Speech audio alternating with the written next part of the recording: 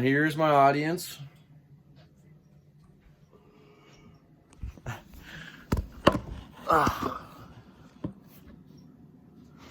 Okay.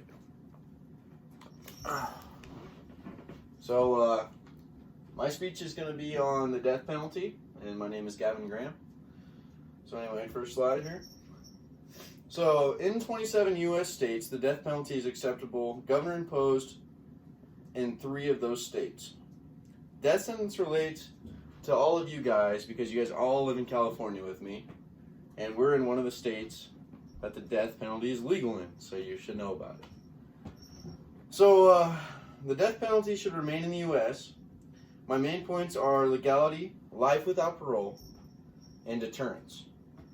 More than 1,400 individuals have been put to death since 1977, a year after the Supreme Court upheld the capital penalty's legitimacy.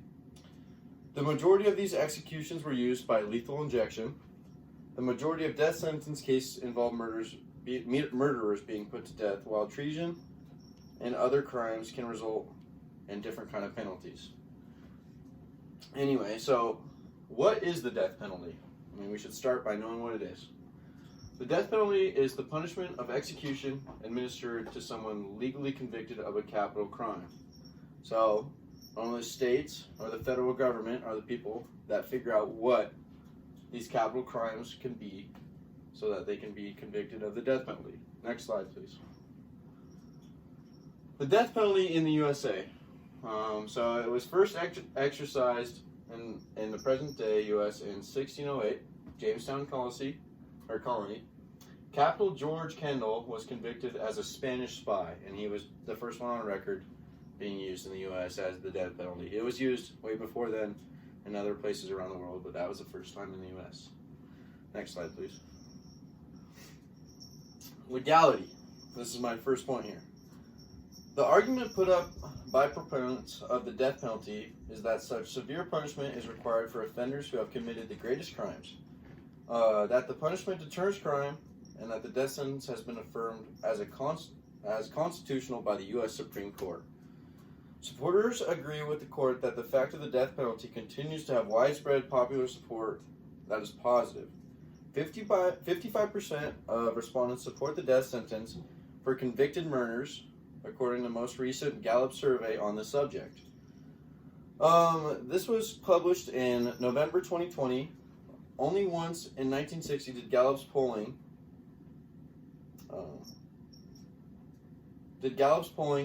on the death penalty since 1936 show support below 50%. So, legality is punishment deters crime. Supreme Court has been upheld the death penalty as constitutional. Next point. Life without parole. Life without parole opponents contend that it is only an alternative to the death sentence and that parole should always be taken into account, even if the offender has never earned it. Others counter that life in prison without the possibility of release is not severe enough sentence for terrorists and murders. So a lot of people want to go to the death penalty. The death sentence is an appropriate legal and moral punishment for murders. The Supreme Court is on the side of supporters when it comes to constitutional. The Supreme Court reiterated that the death sentence is not cruel and an unusual punishment when used with objective judgment. So, replacing the death penalty with life without parole argue that imprisoning someone for the duration of their life is more humane than the death penalty itself. Next slide, please. Deterrence. This is the biggest point here.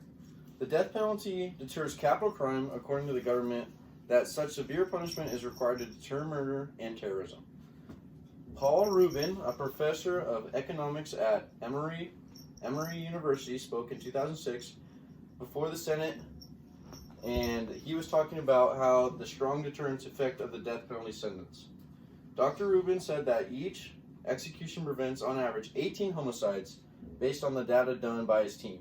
Additionally, he identified 11 studies of a similar nature, one of which that executions of death row sentences dissuade all forms of homicide. So people who argue that the death penalty is a deterrent to the capital crimes state that such a harsh penalty is needed to discourage people from murder and terrorism because it's so extreme. Next slide, please. In conclusion, since the American Revolution, the country has used the death sentence commonly referred to as capital punishment. Today, capital offenses are legally punished by the death sentence, although Congress, states, legislatives, and the military have the authority to specific which actions that qualify under the death penalty. The main points why we should keep the death penalty are legality, life without parole, and deterrence once again. So you guys have all lived in a state where the death penalty could be used on you if the government made it suitable. So you should know about it. And yeah, these are my sources that I use for this speech, and thank you guys for watching.